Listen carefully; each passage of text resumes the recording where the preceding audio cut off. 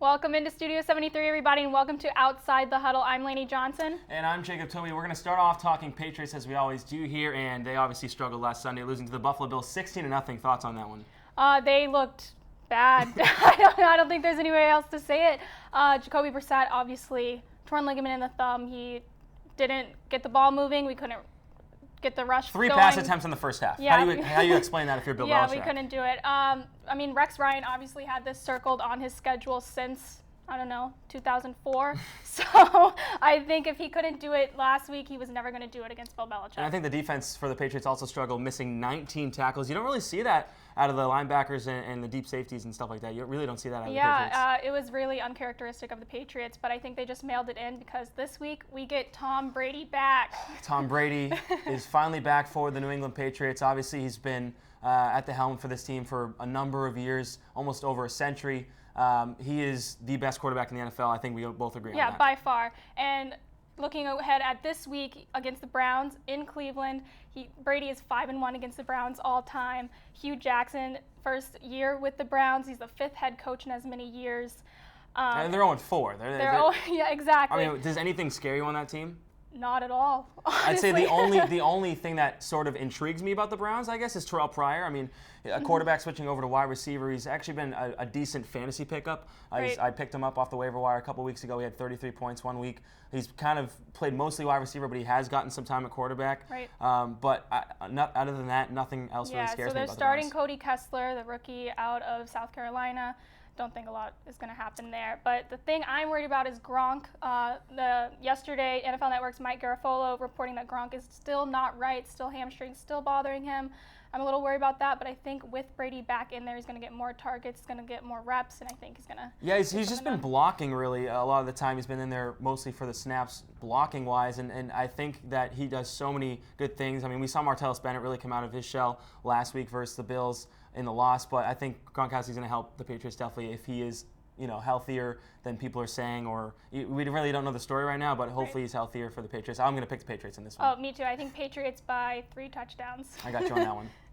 So moving on to another game, Texans-Vikings. I think this is a really interesting matchup. The Vikings have been so impressive. I think definitely the Sam Bradford trade helped the Vikings, who were in a win-now situation when Teddy Bridgewater went down, and I think Sam Bradford filled that void. And sorry for your fantasy team, by the way. Yeah, she picked Teddy Bridgewater, and he goes out with a torn ACL. I always pick Teddy Bridgewater. Love Teddy Bridgewater, little Louisville fan. Yeah, exactly. She loves Louisville. Jerick McKinnon didn't really know if he was going to step in for Adrian Peterson, who's out with the torn knee. Didn't know if he would step in and do the same things. But last week he did come out of his shell. The week before he struggled, but a good fantasy pickup. Again, I have him on my team. Kind of filling in for AP there. Right, and the defense is so impressive. Last week, Xavier Rhodes was covering Odell Beckham Jr., held him to, I think, 2 catches for 23 yards. 3 receptions, 23 yards, and just really kept ODB quiet. Yeah, they're the second best team in defense in points per game, allowing points per game. So I'm going to pick the Vikings in this one to win 21-7. I am too. 21-7 sounds actually right. Okay, good. Well, I'm glad I sound right. Let's move over to the Bills and the Rams. You don't like the Rams at all. I don't like the Rams because I don't think Jeff Fisher ever strays too far away from 500. I think Jeff Fisher going 4-1 just is a little too far-fetched. I mean, she has a good point. He's struggled as an NFL coach, obviously. The Bills obviously coming off that Patriots smashing. So they're on their high horse a little bit. Right. Exactly. I'm actually going to go with the Rams, though, 17-14. They have the 13th best offense against the run. LaShawn McCoy, maybe the only real offensive threat you worry about with Buffalo. I don't know about what you think about them, but... Yeah, I think LaShawn McCoy is really good. I think he's maybe a top 5 running back in the league. And, of course, the rush defense with Alec Ogletree, linebacker, on the Rams. They're maybe a top 10-15 run defense. So I think LaShawn McCoy might just get the upper hand and then get it done for the Bills. Where's Todd Gurley been? Can anyone explain that to me? Because I can't. Again, my fantasy team is 0-4 because of him. I traded for him. And he was the number 1 pick in our league, and I traded for him, and he's not done a single thing. He had 21 points 2 weeks ago, but other than that, nothing. Yeah, I don't think he's going to do a lot this game either. So. And it says something that they're still winning, and he's not doing well. So. Right. I think it's going to be a low-scoring game, but I think the Bills will get it 17-10. Interesting. I'll pick the Rams. I like home teams a lot in the NFL, so we'll go with the Rams. Let's go Jets. Steelers, what are you thinking about this one? I think it's must win for the Jets. Really, they cannot drop 1-4 if they have any chance of getting into the postseason. Coming into the season, they were really hopeful for a wild card spot in that AFC, but they just haven't been getting it done. Fitzmagic he's lost his luster. Yeah, I mean, Fitzpatrick was really. He did good last season, but obviously he struggled this season early on. He had the contract dispute in the offseason. Maybe that was in his head a little bit. 10 interceptions. Yeah, that's not great. He's lost his top target, Eric Decker, out with an injury. Right. Again, my fantasy team. Also my fantasy team. I suck at fantasy. I just point that out there.